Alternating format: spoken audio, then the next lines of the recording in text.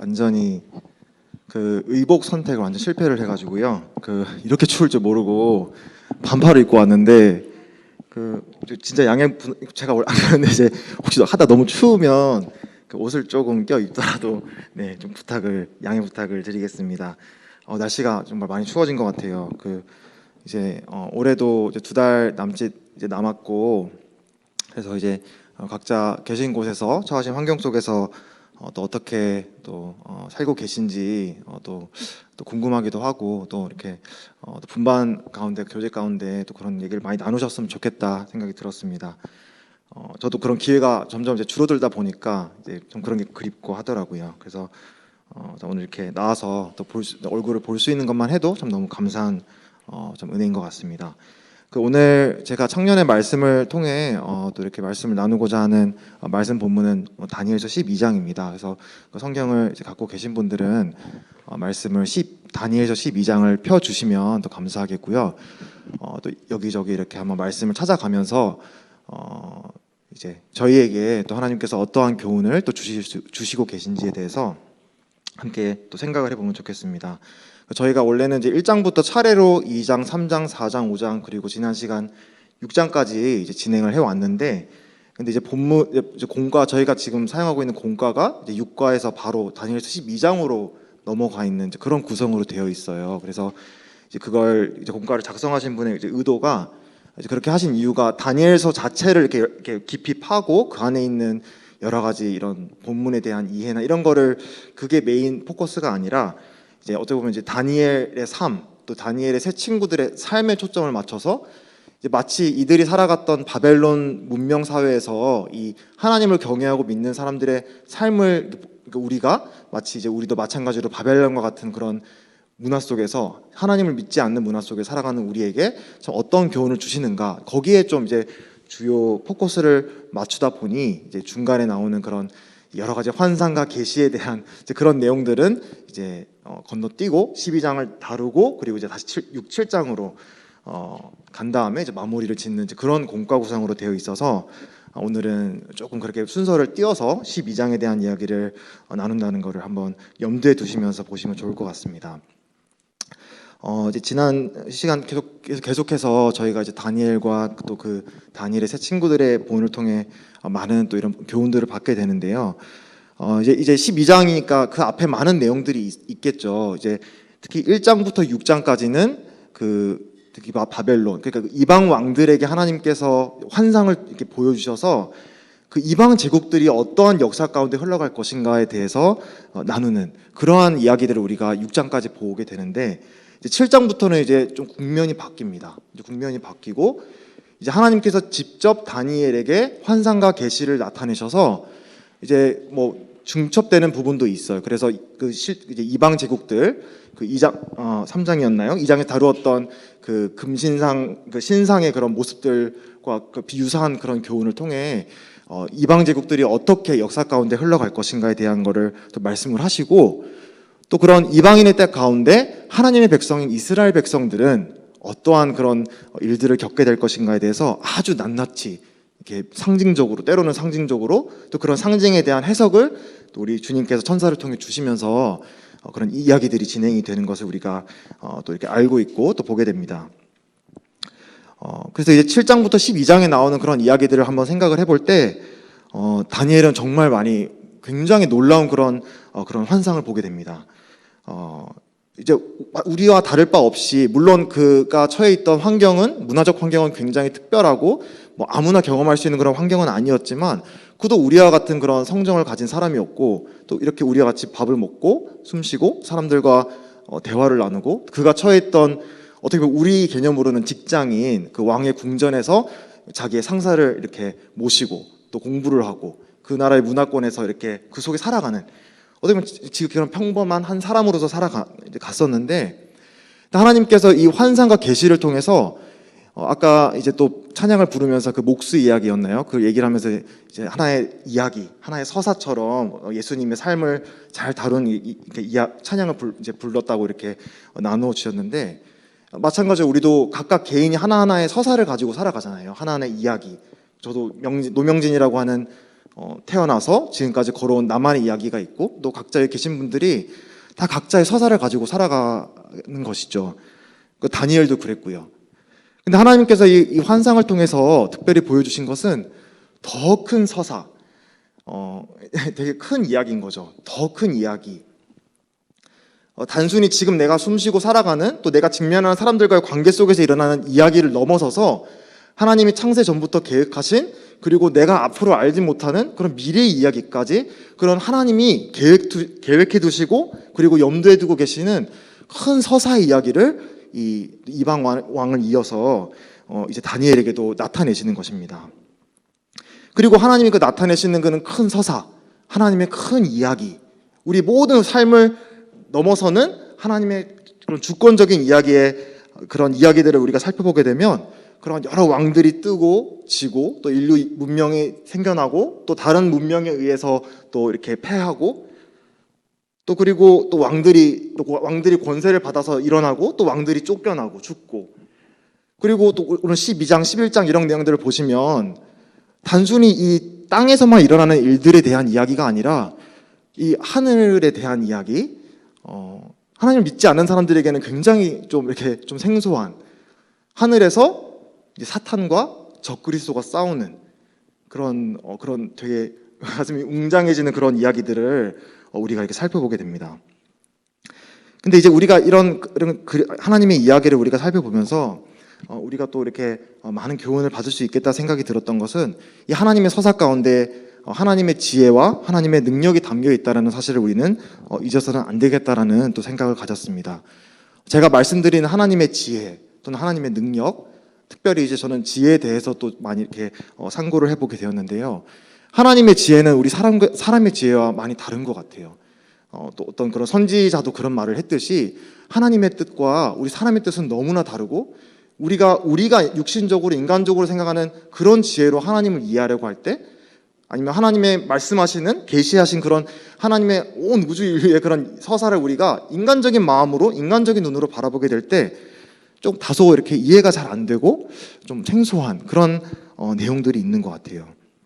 그래서 특별히 더더군다나 저희가 앞으로 다니엘서를 전부 다 커버를 할지 아니면 이제 이 공까지 다루고 있는 내용에서 끝나게 될지 뭐 아직 정해지지는 않았는데 또 기회가 되신다면 이런 이 다니엘서를 만약에 더 깊이 연구하시고 또 말씀을 보고자 하는 마음이 있으신 분들은 특별히 이런 예언서를 하나님이 우리에게 주신 그런 큰 하나님의 서사에 대해서 그냥 분석하고 마치 그냥 하나의 그냥 학문을 다루듯이 이렇게 읽으시기보다는 정말 겸손하고 믿는 마음으로 하나님의 이야기를 듣고 또 성령님께서 지혜의 계시의 영을 우리에게 주셔서 정말 우리가 이 땅을 지금 살아가는 데 있어서 정말 하나님께서 우리가 어떤 메시지를 주시는가에 대해서 정말 구하는 마음으로 우리가 이 말씀을 읽으면 참 큰 유익이 되겠다라는 그런 제 자신에게도 마음을 가지면서 어떤 말씀을 준비하게 되고 또 이렇게 읽게 되었습니다. 그래서 특별히 이 시간도 그렇고요. 하나님의 말씀을 읽을 때 저희가 성령님의 도우심을 절대적으로 정말 구하고 또 필요로 해야 되는 것 같습니다. 아까도 말씀드렸다시피 이제 하나님이 우리에게 주시는 그런 온 인류 역사, 뭐 이렇게 바벨론이 생기고 헬라 문명이 이제 페르시아 문명이 오고 그다음 그리스, 로마 또 나중에 7년 대환란에 어떤 일이 일어나고 이런 일들이 그냥 얼핏 보면 제 자신도 이렇게 좀 멀리 느껴지는 경우가 있는 것 같아요. 내가 살아가는 노명진이라고 하는 작은 이런 이야기 속에 살아가는 내가 그런 얼핏 보면 나랑 그렇게 상관이 없는 큰 이런 하나님의 서사에 대해서 내가 듣게 될 때 다소 그런 것들이 나에게 무관하게 느껴질 수도 있을 것 같은데 근데 이 부분은 우리가 또 성경을 우리가 이렇게 살펴보게 될 때 제가 특별히 또 좀 역사를 되게 고등학교 때 되게 싫어했어요. 역사 과목을. 여기 역사 과목을 좋아하셨던 분들도 계실 텐데요. 저는 고등학교 때나 중학교 때나 역사 과목을 굉장히 안 좋아해서 수업 시간에 자고 막 그랬었는데 근데 왜 그랬을까 생각했을 때 뭐 암기 과목을 별로 안 좋아했던 것 같기도 하고 또 특별히 막 흥미도 안 생기고 또 동기부여도 안 되고 거기서 배우는 그런 역사에 대해서 나랑 크게 관련이 없다라는 그런 생각이 좀 많이 있었던 것 같아요. 그리고 막 그런 연도가 나오고 근데 이게 도대체 나랑 무슨 상관이 있지? 이런 생각이 들어서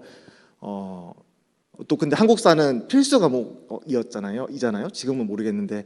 그래서 왜 이걸 공부해야 되지라는 마음으로 이렇게 큰 흥미를 못 느꼈는데, 근데 이렇게 더 나이가 들고 또 이렇게 시간이 지날수록 이렇게 막 위에 어른들이 아니면 그 교육을 이렇게 제도를 이렇게 만드는 분들이 왜 이런 역사 교육에 대해서 중요시 하시는지 저도 다는 모르지만 조금씩 이제 이해가 되는, 내가 역사를 바라보는 관점이 내 삶에 어떤 영향을 미치는가가 정말 영향이 있다라는 것을 가면 갈수록 느끼는 것 같아요. 그리고 이제 다음 세대, 저희 후배가 되는 세대가 되었든 저희 자녀 세대가 되었든 올바른 역사관을 가지고 자라는 것이 참 중요하겠다라는 생각을 지금은 저도 많이 부족하지만 많이 이렇게 느끼게 되는 것 같습니다. 하물며 우리가 이제 하나님을 믿는, 우리가 하나님께서 세상을 창조하시고 또 이 세상을 마무리 지으실 거라고 하는 그런 하나님을 믿는 사람들로서 하나님이 제시하시는 그런 역사관, 성경적인 역사관을 우리가 올바로 아는 것은 그냥 이론적으로는 굉장히 멀리 느껴질 수도 있겠지만 전혀 무관한 것이 아니다라는 것을 염두에 두면 좋겠습니다. 그리고 하나님께서는 실제로 이런 역사서, 모세오경부터 시작해서 지금 다니엘서는 예언서지만 구약에 나오는 그런 역사서라던가 또 예언서들, 또 모세오경을 비롯해서 이제 그 하나님의 백성이 정체성을 잃어가는 그런 시점에서 자기의 고국에서 쫓겨났든 아니면 그 고국을 찾아 떠나는 그런 큰 여정의 과정 가운데 있었든 간에 하나님의 그 백성들이 정말 정체성을 잃을 절체절명의 순간, 다른 외세로부터 침입을 받고 나는 정말 하나님이 선택받은 민족이다, 하나님이 나에게 어떤 역사를 하셨고 어떤 구원을 베푸셨고 우리 민족에게 어떤 언약을 베푸셨나라는 것을 했던 것이 점차 희미해지는 그런 순간마다 하나님께서는 선지자를 보내셨더라고요. 그리고 그런 보내시고 자기의 그런 민족들의 역사를 다시 상기시키시고 너희들의 정체성이 무엇인가에 대해서 다시 상기시키는 그런 일들을 하나님께서 하셨더라고요. 그리고 마찬가지로 오늘 보게 되는 다니엘서 12장 말씀도 어떻게 보면 굉장히 어두운 이야기를 하고 계신 거예요. 왜냐하면 설명을 이제 간단하게 드리겠지만 그들에게 주어진 그런 미래가 밝지 않다라는 것을 말씀하고 계십니다. 그런 가운데 하나님께서는 그들이 기억해야 되는, 또 하나님께서 그들에게 약속을 주시고 또 소망의 메시지를 주시는 그런 장면들을 보게 됩니다. 그래서 베드로가 말한 것처럼 예언하던 선지자들이 연구하고 부지런히 살펴서 자기 속에 계신 그리스도의 영이 그 받으실 고난과 후에 받으실 영광을 미리 증언하여 누구를 또는 어떠한 때를 지시하는지 상고하니라. 부지런히 연구해서 상고하니라 라고 말씀하고 있습니다. 우리의 마찬가지의 자세가 되어야 되지 않을까. 이게 지금 내 바로 내일 있을 그런 매일의 삶에는 직접적인 연관이 없어 보일지 모르겠지만 이제 우리가 살펴보게 되겠지만 우리의 삶의 자세, 하나님을 대하는 우리의 마음 자세와 너무나 밀접한 연관이 되어 있기 때문에 또 기회가 되시면 다니엘서를 또 깊이 연구하시고 하나님께 그 마음속에 이런 또 깨우침을 달라는 그런 기도 가운데 또 읽으시면 참 좋겠다, 이런 마음이 듭니다. 이제 12장을 한번 간략하게 개요를 말씀을 드릴게요. 그리고 그 다니엘서 12장을 통해 제가 개인적으로 주님이 주시는 교훈이라고 생각되는 바를 또 여러분들과 나누기를 원합니다. 그 12장은 이제 앞의 내용과 사실은 이제 이어지는 내용입니다. 이제 1절을 보시면 이제 반복되는 단어가 있습니다. 그때에 내 민족을 호위하는 큰 군주 미가엘이 일어날 것이요 또 환란이 있으리니 이는 개국 이래로 그때까지 없던 환란일 것이며 그때 내 백성 중에 책에 기록된 모든 자가 구원을 받을 것이라. 여기에 그때라는 말이 3번이나 반복이 되고 있습니다.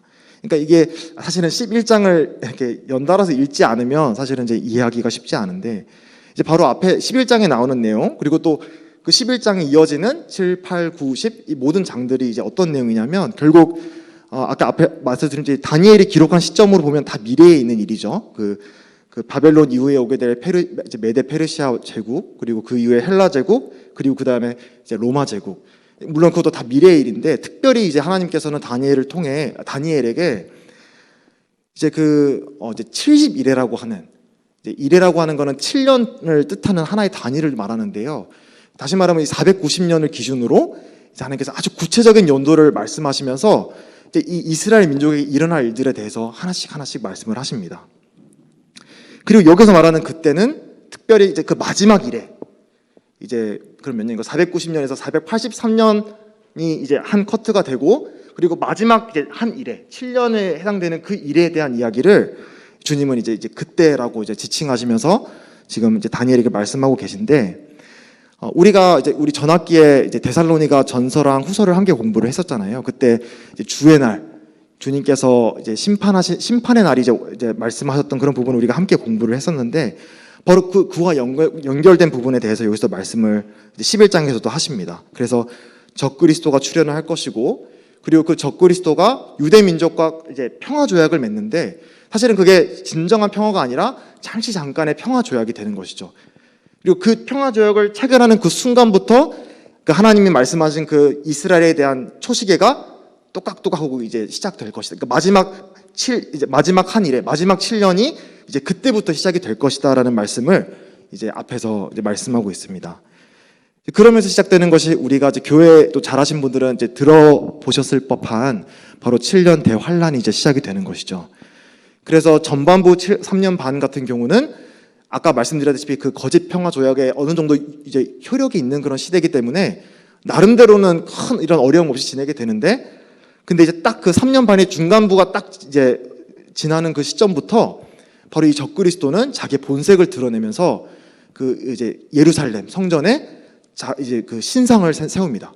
그러면서 자기를 신으로 만들고 그리고 절대적인 그런 리더십을 전 세계를 향해 이렇게 행하게 되는데 이제 그때부터 그리스도를 믿는 사람들 물론 그 전에도 핍박이 있지만 바로 그 전반부를 이제 기점으로부터 아주 무시무시한 예수님을 믿는 그런 뭐 유대인뿐만 아니라 예수님을 믿는 모든 사람들에 대한 무시무시한 핍박과 박해와 그리고 어려움들이 닥치게 될 것이다라고 예언해주고 계십니다.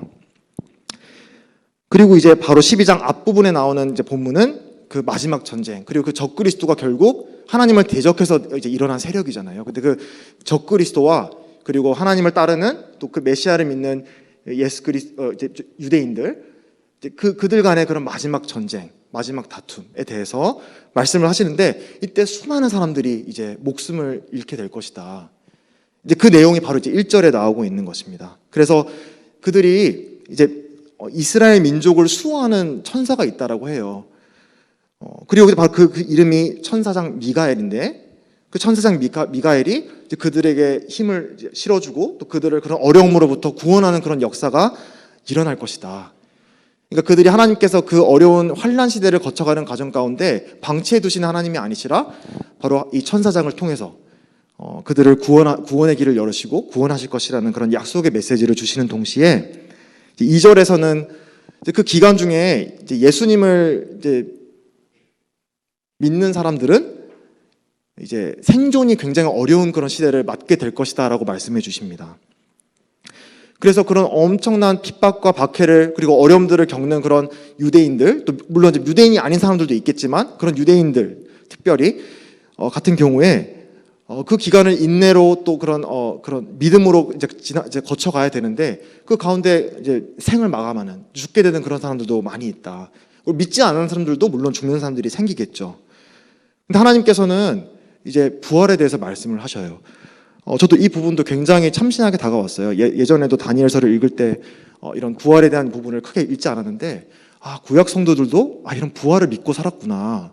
정말 그들도 이 땅에서 하나님을 경외하는 삶을 살았을 뿐만 아니라 하나님께서 이 몸의 부활을 정말 그들은 믿고 살았구나라는 그런 것을 말씀해 주시는 그런 대목인데 바로 이제 그런 것이죠. 예수님을 믿고 메시아를 따르는 그런 사람들은 영생의 부활의 몸으로 영생으로 부활할 것이다. 그리고 예수님을 믿지 않은 사람들은 수치와 부끄러움을 당하는 부활을 당할 것이다 라고 말씀을 해주고 계십니다. 그러면서 다니엘에게 몇 가지 사항들을 지시를 하십니다. 이제 반복해서 마찬가지로 나오는 표현이 이 말과 그를 마지막 때까지 간수하고 봉함하라 라는 말씀을 이제 두 번 언급하시는데요. 4절과 9절입니다. 한번 보실까요? 4절에 보시면 다니엘아 마지막 때까지 이 말을 간수하고 이 글을 봉함하라. 많은 사람이 빨리 왕래하며 지식이 더하리라 라고 말씀이 되어 있고요. 9절에 그가 이르되 다니엘아 갈지어다. 이 말은 마지막 때까지 간수하고 봉함할 것임이니라. 그래서 하나님께서는 이 말씀을 간직하고 봉함하라. 봉하라고 말씀하고 계십니다. 이 말은 단순히 그냥 물리적으로 이 서신을, 이 글을 그냥 덮어두라는 말씀이 아니라 지금 이 당장 이제 나중에 본문 읽어보신 분들은 아시겠지만 이 많은 계시를 받으면서 다니엘도 다 이해를 했던 것이 아니더라고요. 다니엘도 이 계시를, 환상을 주고 있는 천사에게 내가 도무지 이게 무슨 뜻인지 모르겠습니다. 이게 무슨 뜻입니까? 라고 묻고 있습니다. 근데 그거에 대해서 직접적인 천사는 답을 주는 것이 아니라 너가 이 갖고 있는 이 말과 글을 간직하고 봉함하라라고 말씀하고 계시더라고요. 그리고 이제 13절에 또 마지막으로 어떤 말씀을 통해 또 다니엘에게 지시를 하시냐면 가서 마지막을 기다리라. 저도 이 다니엘서를 온전히 다 이렇게 아는 바는 아니어서 더 많은 부분들을 또 우리가 묵상하고 연구할 부분이 있겠지만, 다만 저는 이제 이 말씀을 보면서 느꼈던 것은 하나님께서 이 글을 쓰시는 게 바로 이 글을 읽는 다니엘과 여기 지금 살아가는 유대인만을 위해서 주신 말씀이 아니구나. 결국 하나님 말씀, 이 글을 쓴 이유는 그 7년 대환란, 특별히 그 후반부 3년 반 기간 동안 어마어마한 그런 시험과 핍박과 환란을 거쳐가는 그런 유대인들이 있을 터인데, 그때 이 사람들이 바로 이 다니엘서, 물론 다니엘서를 비롯한 신약 말씀을 다 포함해서 바로 이 말씀을 그때 읽을 사람들을 염두에 두시고 지금 다니엘에게 이 말씀을 하시는 거라는 생각을 갖게 되었습니다. 그러니까 단순히 이런 하나님의 계시와 환상의 말씀을 우리가 이해한다는 말은, 의미는 단순히 이게 무슨 말이고 이 상징이 어떤 뜻인 거로 다 그냥 지적으로 이해하는 것을 넘어서서 정말 겸손한 마음으로 하나님이 허락하신 환경과 그리고 주신 메시지를 믿음으로 받아들이는 사람들에게는 이 말씀이 깨우쳐질 수 있겠지만은, 마음이 완고하고 그리고 교만한 사람들에게는 어떻게 보면 하나님께서 마지막 다루실 때까지 그 눈이 어두워져서 온전히 보지 못하는, 그리고 마지막 순간에 하나님의 그런 맹렬한 그런 환난과 어떻게 보면 채찍, 이런 것들을 통과할 때 바로 이런 메시지들이 그들의 눈에 들어오고 마음에 이제 오게 되는 그러한 것들을 이제 염두에 두고 이 다니엘서를 쓰신 것 같다라는 그런 뉘앙스를 보게 되었습니다. 그리고 이제 5절부터 7절까지는 이제 각 양쪽의 두 천사들의 대화를 기록하고 있는데요. 이제 한 천사가 묻습니다. 이 놀라운 때에 놀라운 일의 끝은 어느 때입니까? 어느 때까지입니까? 라고 묻습니다. 이 놀라운 일이란 것은 앞에서 말씀드린 그 3년 반에 해당되는 그런 무시무시한 대환란의 시기를 말씀하는데, 근데 이제 다른 건너편에 있는 흰 세마포 옷을 입은 이제 다른 또 다니엘서를 보면 이제 이 천사가 가브리엘을 가리킨다는 것을 우리가 알 수 있는데요. 대답을 합니다. 바로 이때는 한때, 두때, 반때. 이게 이제 3년 반을 뜻합니다. 그리고 11절에서 1290일, 이게 약 3년 반에 해당되는 일수인데, 하나님께서 정확히 계획된 일수를 말씀해 주시면서 이 시간까지 그 3년 반에 이스라엘을 그런 엄청난 그런 연단과 시험의 기간을 통과하는 시간 하나님께서 허락하실 것이다 라고 하나님 그 일수를 정확히 말씀해 주고 계십니다. 그리고 이제 12절에는 이제 조금 이제 덧붙여서 이제 부연 설명을 하자면은, 이제 그 1290일에 이제 45일을 더한 1335일에 대해서 말씀을 하시는데, 이거는 이제 바로 이 대환란이 끝나고 이제 주님께서 재림하셔서 주님의 예수 그리스도가 이 땅에 재림하셔서 이제 천년 왕국이 되잖아요. 근데 그 시작되기 전에 주님께서 그 땅에 남겨진 사람들을 평가하시는, 그래서 이 천년 왕국에 올 수 있는 자들과 올 수 없는 자들을 가름하시는 그와 같은 기간이다라고 이제 성경학자들은 분별한다고 합니다. 제가 이제 아무래도 혹시 읽으시다가 또 궁금하신 분들이 있으실까봐 이제 먼저 저도 그냥 간략하게 말씀을 드리는 거고, 이런 내용의 이제 12장의 본문을 이제 우리가 이제 보게 되는데요. 특별히 제가 이제 좀 눈에 들어왔던 구절을 몇 가지를 나누면서 여기서 얻을 수 있는 교훈을 나누고 내려가도록 하겠습니다. 이제 좀 눈에 들어왔던 표현은 이제 두 천사가 말할 때 그 한때, 두때, 그리고 반때이니이다라고 말씀을 하시고, 7절에 이제 그 다음에 이어지는 말씀이 성도의 권세가 다 깨지기까지이니 그렇게 되면 이 모든 일이 다 끝나리이다 하더라라고 이제 말씀을 해주고 계십니다. 저는 이 성도의 권세가 다 깨지기까지라는 말씀이 또 와닿았고 저에게 좀 교훈이 되었던 말씀이었던 것 같아요. 여기서 말하는 성도는 우리 신약 성도를 말씀하시는 게 아니라 문맥을 통해서도 우리가 알 수 있듯이 유대인들을 말합니다. 하나님의 백성들.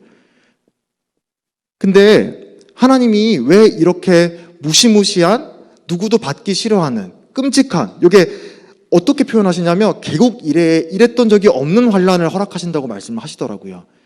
예수님께서는 동일한 사건을 어떻게 말씀하시냐면 창세부터 지금까지 그리고 그 후로도 없는 엄청난 환란이 있을 것이다라고 예수님도 말씀을 하셔요. 그러니까 그 대환란의 정도가, 그러니까 우리가 이제 유대인의 그런 우리가 역사를 우리가 알다시피 이제 그 독일의 나치에 의해서 많은 학살을 당하고 엄청난 그런 순환의 그런 역사를 겪었잖아요. 우리는 겪지 않았지만 근데 그런 그 역사보다 그 홀로코스트라든가 엄청난 그런 끔찍한 대학살보다 훨씬 더 끔찍한 개국 이래 그 어떤 나라도 겪어보지 못한 아주 심각한 그런 핍박과 환란의 시대가 하나님께서 허락하시는데, 근데 우리는 이제 상식적으로 이해가 안 되잖아요. 하나님이 사랑하시는 백성들에게 어떻게 그런 환란을, 어려움들을 허락하실 수 있을까? 그냥 하나님이 사랑하는 사람들은 쏙 빼가지고 그냥 복 주시면 안 되나? 왜 이런 무시무시한 환란이 있을 거다. 그리고 심지어 이 말을 듣고 있는 시점도 사실은 바벨론이라고 하는 이방 왕의 포로 생활로 지금 하고 있는 그런 시점이고, 그리고 이 포로 생활하는 유대인들에게 얼마나 희망과 소망이 필요한 시점이겠어요. 그런데 그런 유대인들에게 더 무시무시한 환란과 핍박이 유대인들을 기다리고 있다라고 말씀을 하고 계시더라고요.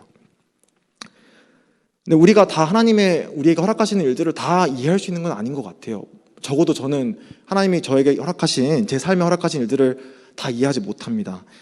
그냥 단순히 주님께서 밝혀주시는 부분만큼만 저희가 그냥 알 수 있는 것 같아요. 근데 이제 여기 나오는 7절에 나오는 성도의 권세가 다 깨지기까지라는 말씀을 통해서 하나님께서 그분의 백성을 향해 갖고 계시는 그런 마음을 우리가 좀 유치할 수 있지 않나 생각이 들었습니다. 바로 하나님께서는 이스라엘 민족이 정말 마음이 깨지고 부서지고 정말 이런 시험을 통해서 정말 하나님께로 돌아오기를 원하시는, 바로 그것이 바로 하나님의 마음이다라는 것을 이 구절을 통해서 배울 수 있다라는 생각을 갖게 되었습니다. 말씀드렸다시피 이스라엘은 너무나 많은 그런 순환의 역사를 겪었던 민족입니다.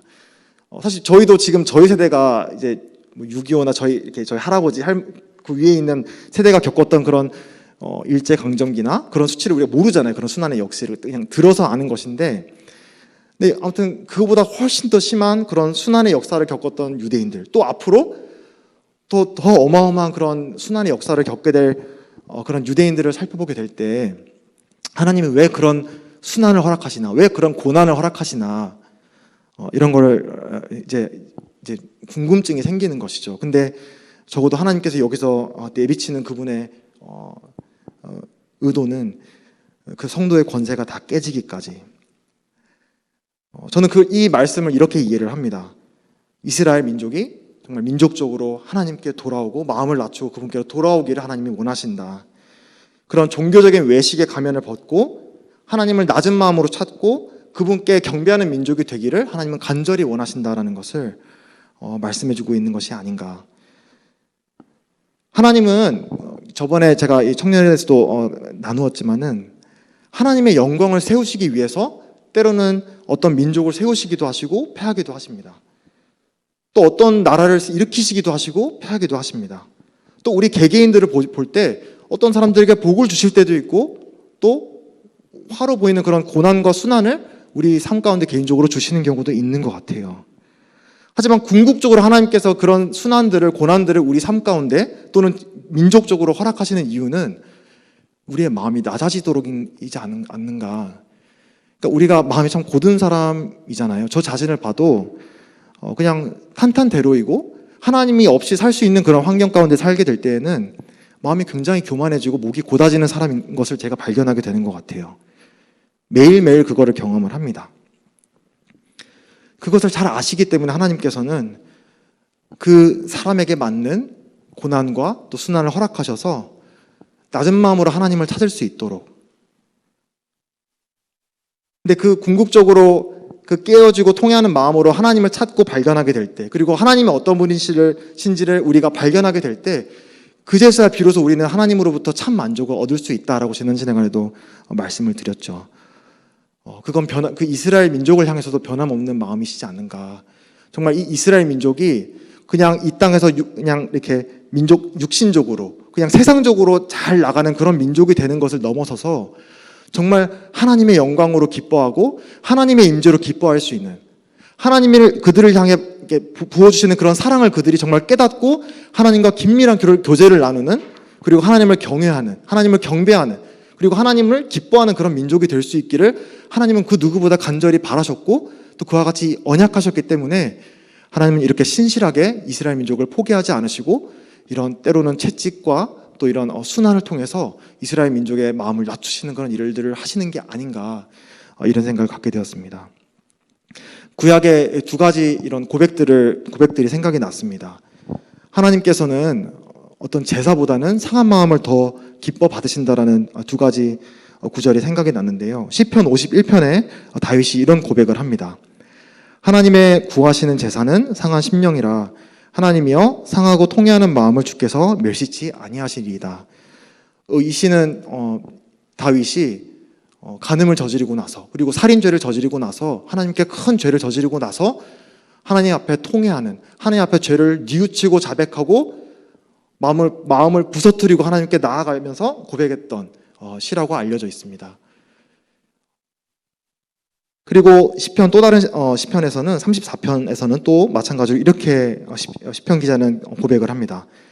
여호와는 마음이 상한 자를 가까이 하시고 충심으로 통회하는 자를 구원하시는도다. 의인은 고난이 많으나 여호와께서 그의 모든 고난에서 건지시는도다. 여기서는 의인의 고난에 대해서 말씀하고 계셔요. 앞에서는 죄인이 겪는 그런, 어떻게 보면 겪는 그런 어려움들, 내가 지은 죄 때문에 겪는 어려움들에 대해서도 하나님께서는 내 죄 때문에 내가 많은 그런 결과들을 내가 이제 받게 되잖아요. 근데 그 가운데서 나는 하나님께 내 마음을 깨트리고 통회하는 마음으로 하나님께 나오는 자들을 하나님은 기뻐 받으신다. 또 다른 시편에서는 그런 게 아니라 꼭 내가 잘못해서가 아니라 그냥 의인이 받는 고난이 있다. 여기서 말씀하시죠. 의인은 고난이 많으나, 이 땅에서 살아갈 때 하나님이 제시하시는 그런 의의 기준을 맞는 그런 삶을 살고자 할 때 많은 고난이 따릅니다. 크던 작던. 근데 그 가운데 하나님께 마음을 부서뜨리고 하나님께 통회하는 상한 심령으로 하나님께 나올 때 하나님께서는 그 마음을 멸시하시지 않고 그의 모든 고난에서 건지시는 그 구원의 하나님이시다라고 또 시편 기자는 고백하고 있습니다. 그래서 이 하나님께 정말 어떤 이스라엘 민족이 되었든 우리 한 사람 한 사람 개인이 되었든 하나님께서는 우리 한 사람이 그냥 삶의 어려움을 겪게 될 때 정말 마음을 부서뜨리고 정말 상한 심정, 상한 심령, 상한 마음, 애통하는 마음, 그 마음을 그대로 갖고 하나님 앞에 겸손하게 정직하게 나오는 것을 정말 기뻐하시고 그 마음을 어루만져 주시기를 누구보다 기다리시는 분이라는 그런 교훈을 해주고 있지 않나 생각이 들고요. 그것은 비단 어떤 다니엘 시대나 구약 시대, 또 성경에 기록된 시대에만 해당되는 것이 아니라 바로 오늘날에도 해당되는 말씀이라고 믿고 또 생각을 합니다. 그래서 우리가 이 땅을 살아갈 때 잊지 말아야 되는 중요한 원리 가운데 하나는, 이건 제 자신에게도 하는 그런 말씀이기도 하지만, 하나님은 교만한 자를 대적하시고 겸손한 자들에게 은총을 주신다, 은혜를 주신다. 하나님은 교만한 자들을 대적하시고 겸손한 자들에게 은혜를 주시는 하나님이시다라는 것을 우리는 잊어서는 안 되고, 그래서 항상 기억하며 살아가야 될 것 같습니다. 예수님께서 하신 한 가지 비유가 생각이 납니다. 누가복음 18장에 나오는 비유인데요. 예수님께서 두 기도하는 사람에 대한 비유를 하셨어요. 한 사람은 이제 성전에서 나는 이렇게 잘났고 나는 하나님께 이렇게 기쁨을 하나님께 드리는 이런 사람입니다 라고 기도했던 한 바리새인이 한 사람이었고, 다른 한 사람은 가슴을 치면서 하나님이여 나를 불쌍히 여기소서라고 기도했던 세리였습니다. 실제로 아마 그냥 도덕적인 기준으로 봤을 때는 아마 바리새인이 세리보다 훨씬 의로운 삶을 살았을 것 같아요. 자기가 이렇게 했던 그런 자기의 그런 의로움들을 이렇게 나열을 하는데 어떻게 기도를 했고 매일같이 금식을 하고 11조를 드리고 또 이런 도덕적인 많은 그런 기준들을 나는 충족을 했습니다. 옆에 있는 이 정말 죄인 같은 세리와는 나는 다른 사람입니다라고 기도를 했던 바리새인이었거든요. 이었습니다. 근데 참 흥미롭게도 예수님께서는 이제 뭐라고 말씀하시냐면 내가 너에게 이르노니 이에 저 바리새인이 아니고 이 사람 이제 세리가 의롭다 하심을 받고 그의 집으로 내려갔느니라. 무릇 자기를 높이는 자는 낮아지고 자기를 낮추는 자는 높아지리라 하시니라. 예수님께서는 이 비유를 자기를 의롭다고 믿고 다른 사람들을 멸시하는 자들에게 이 비유로 말씀하셨다라고 기록하고 있습니다. 우리는 이 잘못이, 그러니까 이런 마음의 교만이 바리새인들만 저지를 수 있는 교만이라고 생각해서는 안 될 것 같아요. 우리 누구나 저 자신부터가 나는 이렇게 하나님이 말씀하시는 것들 잘 지켰어요. 이런 도덕적인 생활 잘했어요.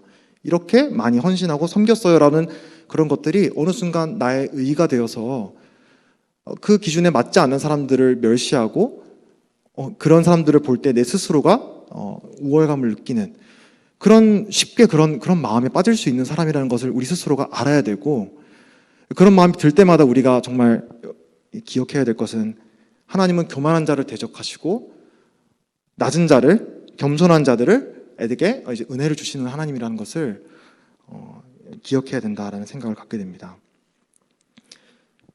하나님은 어떤 일을 우리 삶 가운데 허락하시든 목적이 있으시라고 생각을 합니다.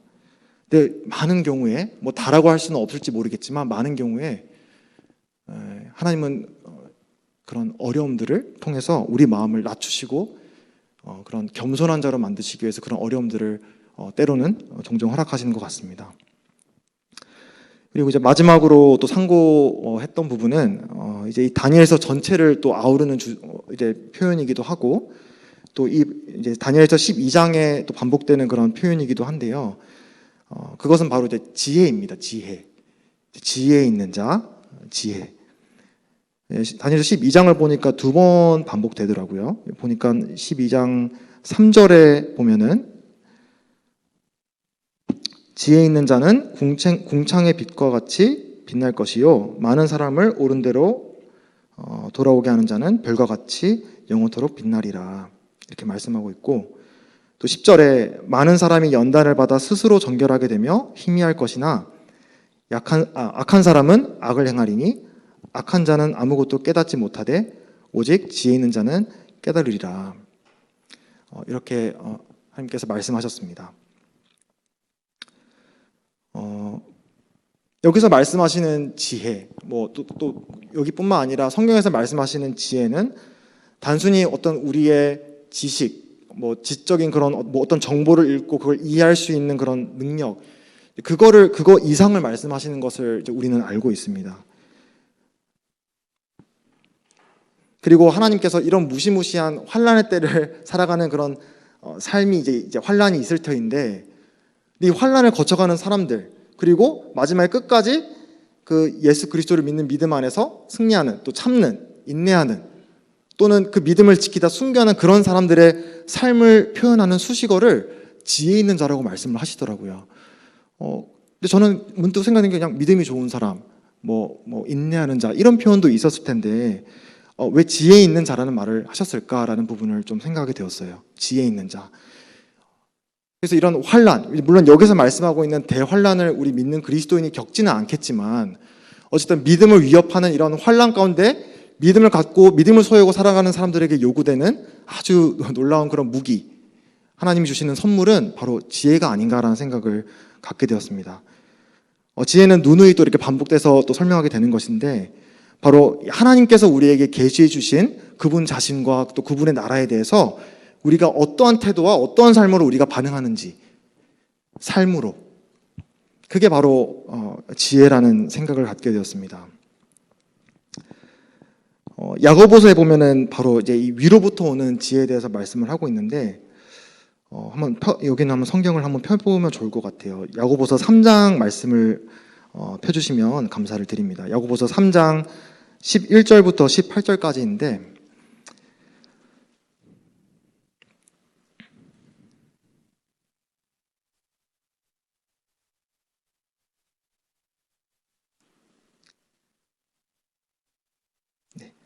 여기서 바로 하늘로부터 온 지혜, 위로부터 온 지혜에 대해서 또 말씀을 해주고 있습니다. 13절부터입니다. 너희 중에 지혜와 총명이 있는 자가 누구냐? 그는 선행으로 말미암아 지혜의 온유함으로 그 행함을 보일지니라. 그러나 너희 마음속에 독한 시기와 다툼이 있으면 자랑하지 말라. 진리를 거슬러 거짓말하지 말라. 이러한 지혜는 위로부터 내려온 것이 아니요 땅 위의 것이요 정욕의 것이요 귀신의 것이니 시기와 다툼이 있는 곳에는 혼란과 모든 악한 일이 있음이라.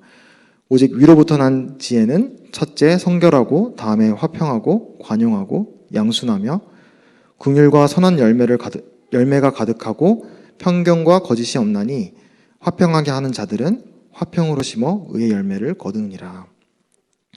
이 말씀 한 구절 한 구절이 정말 묵상해보고 우리 마음 삶 가운데 하나씩 적용해볼 만한 너무나 귀중한 그런 말씀이라고 생각이 들어요. 근데 이런 위로부터 난 지혜, 하나님으로부터 온 지혜의 삶을 잘 보여줬던 것이 바로 다니엘과 그 세 친구들의 삶이 아니었나 생각을 해봅니다.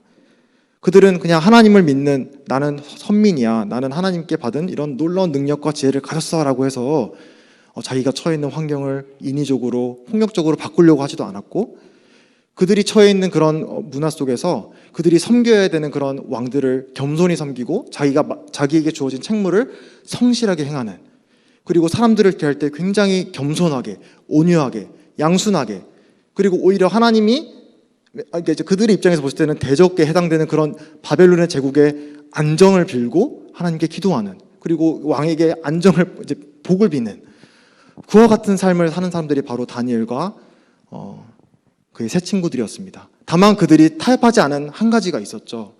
근데 그게 뭐였냐면 바로 하나님을 예배하는 부분.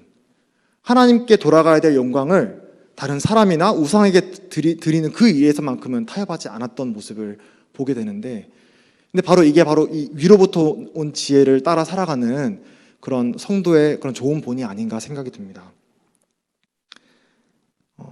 위로부터 온 지혜는 온유하고 겸손하고 화평을 도모하는 그와 같은 삶이다라고 말씀을 하십니다. 이와 같은 삶은 이제 세상에 있는 그런 회사라던가 믿지 않는 그런 세상의 이런 시스템에는 맞지 않는 제도인 것 같아요. 그러니까 이런 제도에서 그와 같이 살게 되면 반드시 손해를 보게 되는 것 같습니다. 그럼에도 불구하고 하나님께서는 이와 같은 하늘로부터 온 지혜에 대해서 말씀을 하고 계십니다. 이제 다니엘서 이제 앞장에서 예수님 이제 그 느부갓네살 왕이 보았던 환상을 이제 다니엘이 해석해 주면서 이제 여러 왕들의 시대에 하늘에 하나님의 한 나라를 세우시리니 이것은 영원히 망하지도 아니할 것이요 그 국권이 다른 백성에게로 돌아가지도 아니할 것이요 도리어 이 모든 나라를 쳐서 멸망시키고 영원히 설 것이라. 손대지 아니한 돌이 이 산에서 나와 새와 놋과 진흙과 은과 금을 부서뜨린 것을 왕께서 보신 것은 크신 하나님이 장래일을 왕께 알게 하신 것이라. 이렇게 대답을 하고 있습니다. 이런 현란한 그리고 아주 막강해 보이는 이런 이방 제국들에 반해서 그런 어떤 그런 이제 금속으로 되어 있는 그런 물질을 다 묘사를 하잖아요. 각 제국들에 대해서. 근데 이 모든 이방 제국들을 부서뜨리는 것을 설명하시는 게 있는데 그게 돌이라고 말씀을 하세요. 손대지 아니한 돌. 다니엘서 2장에 그런 표현이 나오는데 이 표현이 참 굉장히 또 눈에 들어왔어요. 손대지 아니한 돌. 그래서 우리가 볼 때도 그런 세상은 정말 좋아 보이고 뭔가 더 업그레이드 되면 더 업그레이드 되고 더 많은 것들을 쌓아가는 것을 추구하잖아요. 근데 하나님께서 그 마지막으로 그 모든 것들을 심판하시는 그런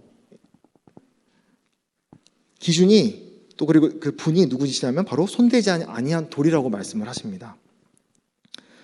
이런 금속에 비해서는 돌은 아주 또 투박하고 또 볼품없는 그런 물질이죠.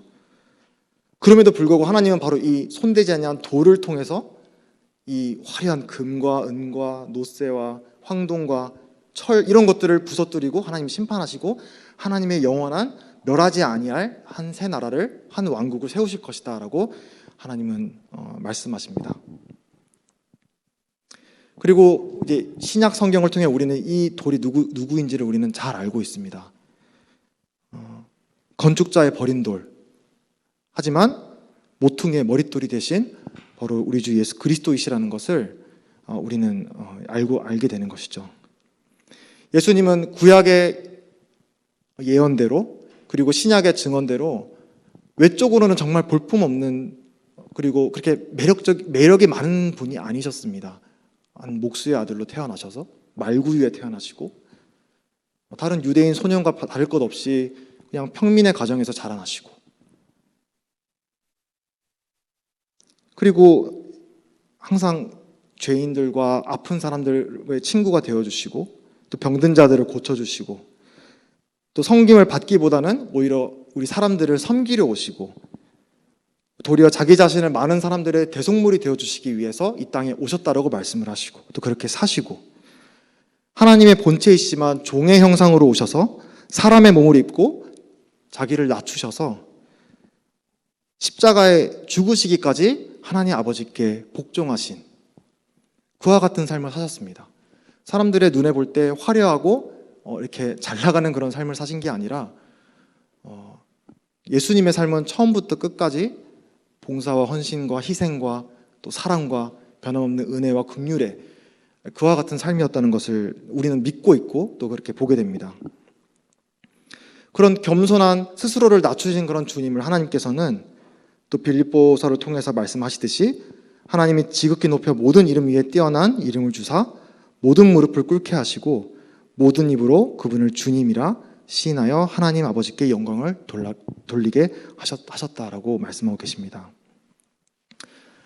그래서 우리가 믿는 주님이 이 땅에서 어떻게 사셨는가, 우리 주님은 어떤 분이신가라는 것을 우리가 이제 알고 있는데 정말 우리가 이 땅을 살아가면서 정말 참 지혜가 무엇일까라는 것을 이제 저도 한번 고민을 해보았는데 제 나름대로는 이런 또 이렇게 생각을 해보게 되었어요. 우리 그리스도인에게 있어서 참 지혜는 이 예수 그리스도가 누구이신지를 알아보는 것 그리고 그분의 가치를 알아보는 것이 참 지혜라는 생각이 듭니다.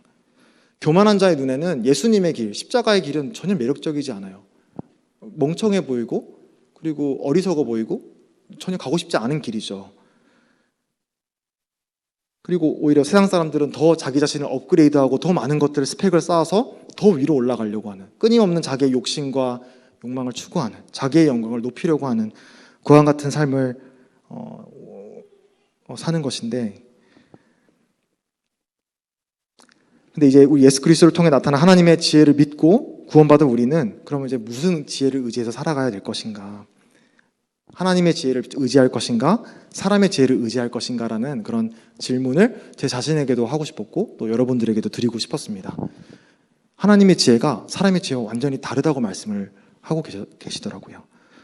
우리가 생각하는 지혜가 어쩌보면은 하나님의 지혜가 아닐 수도 있고 그러니까 하나님의 지혜가 무엇인지를 우리는 예수 그리스도를 통해 곰곰이 생각해보고 정말 그 길을 내가 가고자 하는가라는 것을 한번 자문해 보시면 좋겠습니다. 그렇다고 해서 하나님의 지혜를 따르고 예수님의 길을 따른다고 해서 다 그리스도인들이 실패 없이 간다는 말씀이 아니라 너무나 많은 무수히 많은 또 실패와 좌절을 우리는 겪게 되는데 전전학기였나요? 우리 이제 베드로를 우리 함께 공부하고 또 이렇게 묵상을 나눴던 그런 기억이 있는데 그 베드로와 또 제자들이 그 실패와 좌절 속에 있을 때 그 예수님을 갈릴리 호숫가에서 만난 그런 경험을 떠올리게 되었습니다.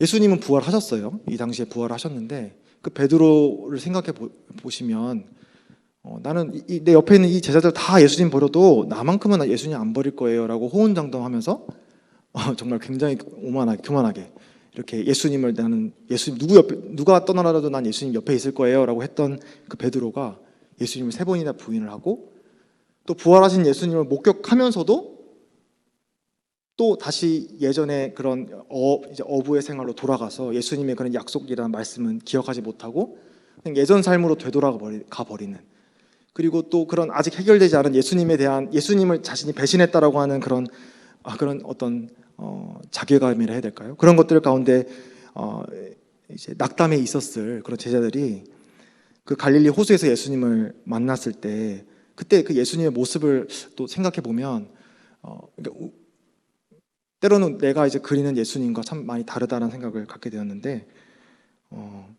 그때 이제 예수님께서 그 제자들을 맞이하시는, 만나신 모습은 호숫가에서 이렇게 화롯가에 이렇게 물고기랑 아침 식사를 이렇게 차려 놓으시고 기다리시잖아요. 근데 그게 예수님을 따른다고 하지만 또 실패와 좌절을 겪는 우리들을 또 기다리시는 예수님의 모습이 아닌가라는 생각을 갖게 되었습니다. 왜 그것밖에 못했어? 내가 3년이나 너희들을 이렇게 가르쳤는데 왜 그것밖에 안 돼? 이렇게 질책하시고 우리가 따를 수 없는 그런 기준으로 우리를 이렇게 목 조르시는 분이 아니시라, 언제든지 주님께로 돌아오면 따뜻하게 아침 식사를 차려 놓으시고 교제를 청하시는, 또 그리고 그 이후에 베드로와의 대화를 통해서도 우리는 알 수 있다시피 그분과의 친밀한 우리의 마음의 사랑을 확인하시고 다시 우리 마음을 어루만지시고 다시 그분이 우리에게 주시는 그런 사명과 또 소명의 길을 갈 수 있도록 우리의 마음을 위로하시고 격려하시는 주님, 그게 우리가 믿는 주님의 모습인 것 같아요. 온유하시고 겸손하신 예수님. 그분을 따르노라 하면서 제 자신은 또 안 그런 경우가 많아요. 오늘도 그랬고, 굉장히 내가 세우는 이런 기준을 못 미치면은 나무라고 화를 내고 성을 내고 그리고 그럴싸한 그런 이유를 들면서, 성경의 이유를 들면서 왜 이것밖에 못해? 이렇게 오늘도 그렇게 넘어졌거든요. 그런 어떤 내몰리면 굉장히 육신적인 모습을 이렇게 보게 되는데, 근데 예수님의 모습은 그것이 아니더라고요. 예수님은 우리가 어떤 상황 가운데 있더라도 물이 뚝뚝 떨어지면서 완전히 형편없이 볼품 없이 예수님을 실망시킨 그런 제자들이었지만, 그리고 나 자신이지만 따뜻하게 이제 아침 차려놓고 이제 교제를 기다리시는 그분과 함께 동행하시기를 초청하시는 그와 같은 주님이시다라는 것을 기억하면 좋겠다. 그래서 우리가 살아가는 데서 참 지혜, 이 부분을 좀 생각하면서 이제 거기까지 생각을 하게 되었는데, 하나님은 교만한 자를 대적하시고 겸손한 자를 높이신다. 겸손한 자를에게 은혜를 베풀어 주신다. 그리고 그것이 그 다름 아닌 하나님의 아들이신 예수 그리스도를 통해 하나님의 충만한 은혜와 또 하나님의 그런 충만한 사랑이 예수 그리스도를 통해 나타나셨다라는 것을 다시 한번 제 자신도 기억하길 원하고 또 함께 기억하길 원합니다. 또 이렇게 살아가시면서 실패할 수 있거든요. 실패하실 수 있고 또 주님을 실망시키는 그런 걸음을 우리가 할 수 있겠지만 더 늦은 건 없는 것 같아요. 지금 주님께 돌아오셔서 주님이 차려놓은 그 따뜻한 아침밥 같이 드시면서 주님과의 그런 교제를 회복하시고 이 험난한 이런 세상을 살아갈 때 있어서 필요한 지혜와 능력을 주님으로부터 공급받는, 살아계신 예수님으로부터 공급받는 우리 한 사람 한 사람이 되면 참 좋겠다, 이런 마음을 갖게 되었습니다. 네. 그래서 예수님의 지속적인 용서 회복을 힘입어서 살아가는 우리 청년회가 되었으면 좋겠다는 마음으로 마무리하겠습니다. 기도하시고 마무리하겠습니다. 은혜로우신 아버지 하나님, 감사합니다. 오늘 또 다니엘서 12장을 통해서 또 여러 가지 또 교훈들과 또 우리 삶에 필요한 그런 메시지들을 주고 계시올 텐데, 또 이 시간을 통해서 또 이어질 본반의 시간을 통해서 저희가 삶 가운데 살아계신 주님과 동행하며 또 교제를 나눌 수 있도록, 또 그런 위로와 격려를 느낄 수 있는 그런 시간이 될 수 있도록 계속 인도해 주시기를 기도를 드립니다. 이 시간 함께해 주신 우리 주님께 감사를 드리며 모든 것 우리 주 예수 그리스도 이름으로 기도했습니다. 아멘.